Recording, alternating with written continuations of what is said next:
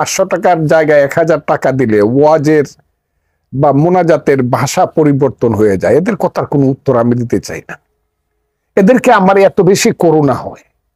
এদের কথার এই 500 টাকা 1000 টাকা যারা মানুষের ঘরে খায়া লিল্লা খায়া যারা বড় হইয়া বড় বড় কথা বলে, এদের কথা এদের কোনো সেন্স কাজ করে বলে আমি মনে করি না। বাংলাদেশের আলেম সমাজ নিয়ে কথা বলতে তার রুচিতে বাধে। আমি বলবো এই ফজু পাগলার মতো জঘন্যতম লোক আপনাকে আলেম সমাজ নিয়ে কথা কে বলতে বলেছে? আপনাকে আলেম সমাজ নিয়ে কথা বলার অধিকার কে দিয়েছে? আপনি একটা জঘন্য ধরনের জঘন্য মাইন্ডের মানুষ। আলেম সমাজ নিয়ে কথা বলার অধিকার আপনার আছে? আমি তো মনে করি নাই। আমি আজকে পরিষ্কারভাবে বলতেছি, মাদ্রাসাতে যারা লেখাপড়া করে এরা খুব সাধারণ গরিব ঘরের সন্তান, বেশিরভাগ অন্তত 96-7%। এই ছেলেপেলেরা কিছুই বুঝে না হুজুর ছাড়া। এরা থাকে মাদ্রাসায়, খায় লিল্লার টাকা, এরা মানুষের অনুদানে খায়। দ্বিতীয়ত আপনি বলেছেন যে বাংলাদেশের মাদ্রাসাতে পড়ে মাদ্রাসার ছাত্ররা হচ্ছে 96-97% একেবারেই নিম্ন পর্যায়ের গরিব। আপনি তাদেরকে তুচ্ছ তাচ্ছিল্য করে বলতেছেন তারা লিল্লা খেয়ে বড় হইতেছে, তারা মাদ্রাসায় থাকে, লিল্লার খাবার খায়, আর হুজুররা ডাক দিলে হচ্ছে দৌড়াইয়া যায় সোহরাওয়ার্দী উদ্যানে। আমি আপনার এই কথারও তীব্র নিন্দা জানাইতেছি। আমি আমার 2টা ছেলেকে হচ্ছে মাদ্রাসায় পড়াই। আমি কোনোদিন মাদ্রাসাতে পড়ি নাই। আমি পড়ার জন্য একদিনের জন্য মাদ্রাসাতে যাই নাই। তবুও আমি আমার 2টা ছেলেকে হচ্ছে আল্লাহর রহমতে মাদ্রাসাতে পড়াইতেছি। আমি নিজেকে ধন্য মনে করি। আল্লাহর রহমতে আমি আমার 2টা ছেলেকে মাদ্রাসাতে পড়াইতেছি। আমার 2টা ছেলের মাদ্রাসাতে পড়ানোর পিছনে প্রতি মাসে খরচ হইতেছে প্রায় 25,000 টাকা। এই ফজু পাগলাকে বলবো যে প্রাইমারি স্কুলে পড়তে, স্কুল কলেজে পড়তে এখন মাসে কয় টাকা খরচ হয়? মাদ্রাসাতে পড়তে তার চাইতে এখন 5 থেকে 10 গুণ বেশি টাকা খরচ হয় মাদ্রাসার লেখাপড়ায়। তবুও লক্ষ লক্ষ মানুষ তাদের সন্তানদেরকে কেন মাদ্রাসায় পড়াইতেছে? আপনার মতো ফজু পাগলার বোধোদয় বেঁচে থাকতে হবে না। যখন চোখ দুটো বন্ধ হয়ে যাবে, বিনা জানাজায় কবরে চলে যাবেন, তখন বুঝতে পারবেন যে আমরা কেন লক্ষ লক্ষ মানুষ আমাদের সন্তানদেরকে হচ্ছে মাদ্রাসাতে পড়াই এবং স্কুল কলেজের চাইতে 5 থেকে 10 গুণ খরচ বেশি দিয়েও আমরা পড়াই। আমি একটা কথা বলি, এরা হইলো মোল্লা মুন্সি। মোল্লাতন্ত্র কিন্তু ইসলাম নয়। মোল্লাতন্ত্র চিরদিন ইসলামকে ছোট করে। বাংলাদেশে মোল্লাতন্ত্র হয়েছে আর ধর্মের নামে ব্যবসা শুরু হয়েছে। ধর্মের নামে যারা ব্যবসা করতেছে তাদের কথার উত্তর দিতে গেলে এই যে তারা হাজারে হাজারে জমা হয় সোহরাওয়ার্দী উদ্যানে, কই থেকে? তৃতীয়ত হচ্ছে আপনি বলেছেন মাদ্রাসার হুজুররা হচ্ছে ধর্ম ব্যবসায়ী। আপনি কিভাবে তাদেরকে ধর্ম ব্যবসায়ী বলতে পারেন? আমি তো বলবো ধর্ম ব্যবসায়ী আপনার মতো ফজু পাগলারা। আপনার মতো ফজু পাগলারা হচ্ছে প্রয়োজনে, এই যে আমি আজকে দেখেন, এই যে আমি আজকে টুপি পরছি, এই যে আমার পাঞ্জাবি, আমাকে আপনি ধর্ম ব্যবসায়ী বলতে পারেন। কারণ আমি আজকে এই ভিডিওটি বানাবো দেখেই আমি টুপি পরেছি, আমি পাঞ্জাবি পরেছি, আমার নিজের বেশভূষা আমি পাল্টিয়ে দিয়েছি। ধর্ম ব্যবসায়ী হতে পারি আমি। বাংলাদেশের একজন আলেম ওলামা ধর্ম ব্যবসায়ী নয়। ধর্ম ব্যবসায়ী হচ্ছেন আপনি। ধর্ম ব্যবসায়ী হচ্ছে আপনার মতো হাজার হাজার নেতা কর্মী যারা হচ্ছে রাজনীতি করে, যারা নিজের স্বার্থে, দলের স্বার্থে ধর্ম ব্যবসায়ী সাজে। যখন ভোটের সময় হয়, জীবনে কোনোদিন নামাজ পড়ে নাই, মসজিদের বারান্দায় জীবনে কোনোদিন পা রাখে নাই, সেই সব লোকেরা হচ্ছে দেখেছি আমার চোখে মাথায় টুপি লাগিয়ে পাঞ্জাবি পরে মানুষের দ্বারে দ্বারে ঘুরতেছে, মানুষকে বুঝাচ্ছে যে আমি একজন মুসলমান, আপনারা আমাকে ভোট দেন, আপনারাও মুসলমান, আমি ভোটে দাঁড়াইছি, আমাকেও ভোট দেন। আমি বলবো আপনার মতো রাজনীতিবিদরাই হচ্ছেন সবচেয়ে বড় ধর্ম ব্যবসায়ী। বাংলাদেশের কোনো আলেম ওলামা ধর্ম ব্যবসায়ী নয়। আমি আপনার কথার তীব্র নিন্দা জানাচ্ছি। আমার অন্তর থেকে আমি আপনার প্রতি ঘৃণা জানাচ্ছি। নারী নীতি করা যাবে না, নারী নীতি যারা লেখছে করছে এই নারীরা, আমি তো মনে করি যারা নারীকে, যারা নারী নীতিতে প্রগ্রেসিভ কথা বলে তাদেরকে যারা বেশ্যা বলে, এদের তো মায়ের পেটে জন্মগ্রহণ করা ঠিক হয় নাই। চতুর্থত আলেমুল আমাদের উদ্দেশ্যে বলেছেন যে মায়ের পেটে জন্মগ্রহণ করা তাদের উচিত হয় নাই। তাহলে মায়ের পেটে জন্মগ্রহণ করা আপনার মতো নাস্তিকদের উচিত হয়েছে? আপনি হচ্ছেন ধর্ম ব্যবসায়ী, আপনি হচ্ছেন একজন কুলাঙ্গার মানুষ।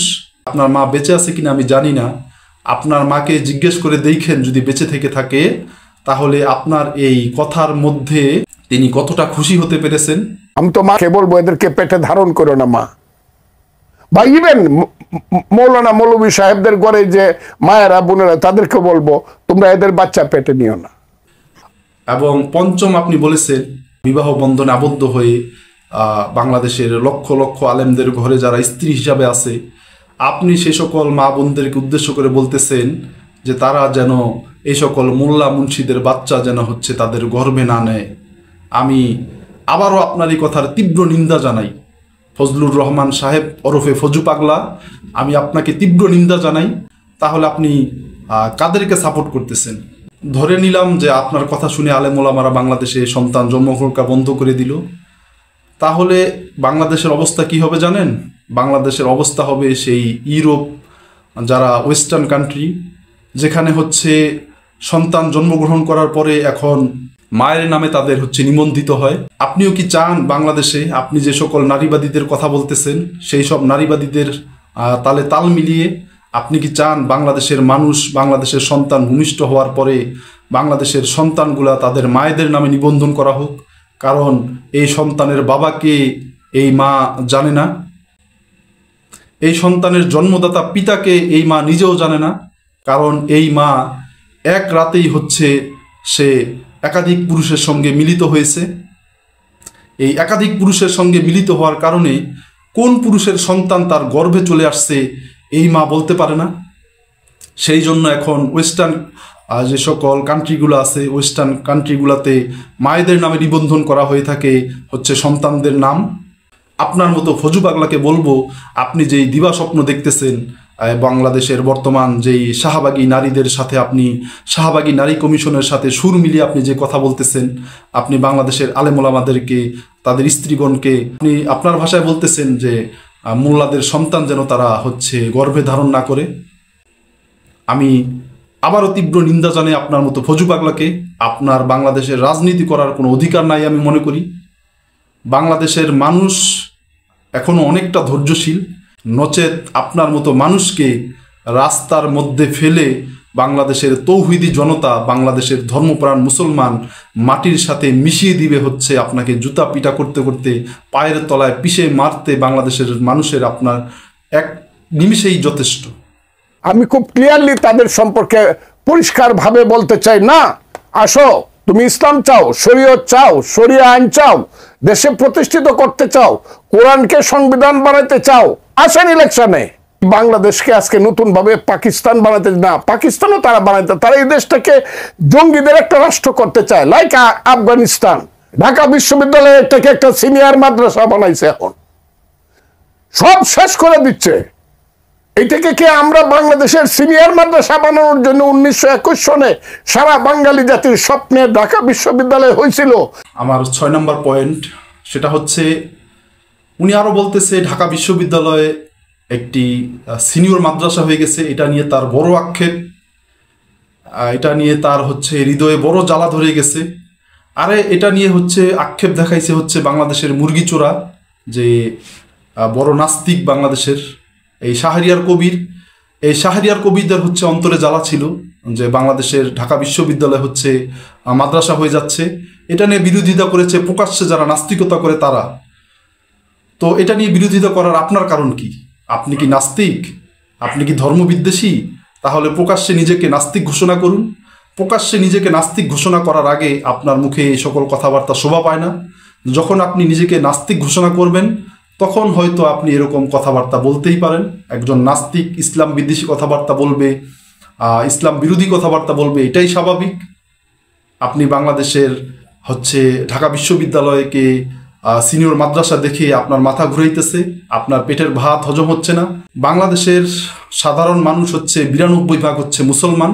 সেখানে বাংলাদেশের ঢাকা বিশ্ববিদ্যালয়ের 100 ছাত্রর মধ্যে অন্ততপক্ষে 92 জন মুসলমান ছাত্রছাত্রী লেখাপড়া করে, এটাই তো স্বাভাবিক। তাহলে 92% মুসলমানের সন্তান ঢাকা বিশ্ববিদ্যালয়ে লেখাপড়া করে। এখানে ঢাকা বিশ্ববিদ্যালয়কে তো অবশ্যই মাদ্রাসাই মনে হবে, এখানে মুসলমানদের সন্তানরা লেখাপড়া করে। এখানে আপনার মতো অঘোষিত নাস্তিকের সন্তানরা কয়জন লেখাপড়া করে? আপনার মতো অঘোষিত নাস্তিক যারা আছেন তাদের সংখ্যা তো বাংলাদেশে একেবারেই নগণ্য। যেখানে 92% মুসলমানের সন্তানরা লেখাপড়া করে, সেটাকে তো অবশ্যই একটা সিনিয়র মাদ্রাসা হিসাবেই দেখাবে। এটাতে আপনাদের এত গাত্র জ্বালার কি আছে? এখানে আমি তো জ্বালা পোড়ার তো কিছু দেখতেছি না। যারা একদিন মাইক বাজায় গান বাজায় বিয়া করলে কইতো যে বিয়া সহি বিয়া হয় না, এটা এই বিয়ার সন্তান জারজ হবে। এই যে দেশ, এই দেশটা সৃষ্টি করার জন্য তো আমরা যুদ্ধ করি নাই। আপনি আরো বলেছেন যে গান বাজনা, বিয়ে শাদীর মধ্যে গান বাজনার কথাও আপনি সাপোর্ট করেছেন। আপনি আপনার মুরব্বীরা বেঁচে থাকলে জেনে দেখবেন যে আপনার বাবার বিয়ের মধ্যে কি গান বাজনা করা হয়েছিল কিনা। আপনি তো বলতেছেন যে গান বাজনা করা দরকার ছিল, আপনার হিসেবে গান বাজনা করলেই নাকি বৈধ সন্তান হয়, বিয়ে বৈধ হয়। তো আপনার বাবার বিয়েতে যদি গান বাজনা না হয়ে থাকে, আপনার মতে আপনার বাবার বিয়ে অবৈধ, আপনি আপনার বাবার অবৈধ সন্তান বলে গণ্য হবেন।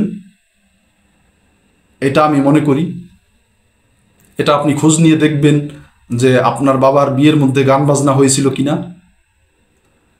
এবং আমি তার সাথে সাথে আপনাকে এটাও উদারত আহ্বান জানাবো, আপনি হয়তো পশ্চিমা কোনো এজেন্ডার হয়ে কাজ করতেছেন।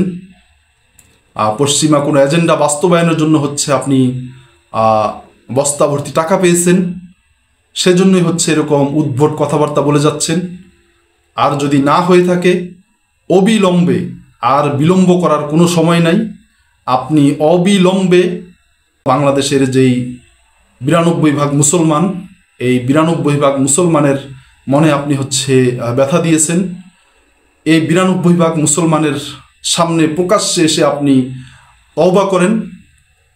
বাংলাদেশের আলেম ওলামাদের কাছে আপনি হচ্ছে হাত জোর করে, করজোর হাত জোর করে আপনি হচ্ছে ক্ষমা ভিক্ষা চান। তাহলে আলেম সমাজ হচ্ছে চিন্তা করে দেখবে যে আপনাকে ক্ষমা করা যায় কিনা। এবং আমি শুনেছি হেফাজত ইসলাম একটি বিবৃতি দিয়েছে, আপনাকে সতর্ক হওয়ার জন্য বলছে। আপনি যদি সতর্ক না হন, আমি মনে করি বাংলাদেশ হেফাজত ইসলাম সহ বাংলাদেশের যে আরও অসংখ্য ওলামা ইকরামের সংগঠন আছে, প্রত্যেক সংগঠন এই ফজু পাগলার মতো আরও যারা আছে, এই ফজু পাগলাদের বিরুদ্ধে বৃহত্তর আন্দোলন গড়ে তোলা দরকার। আবারও শাপলা চত্বরের ডাক আনা দরকার। এই ফজু পাগলাদের বিরুদ্ধে আগামীর আন্দোলন করা দরকার। আগামীর আন্দোলন হবে ফজু পাগলাদের বিরোধী আন্দোলন, যারা ইসলামকে টার্গেট করে, যারা বাংলাদেশের আলেম সমাজকে টার্গেট করে, যারা ধর্মকে টার্গেট করে, সেই সকল হচ্ছে পাগলদের বিরুদ্ধে বৃহত্তর আন্দোলন গড়ে তুলতে হবে।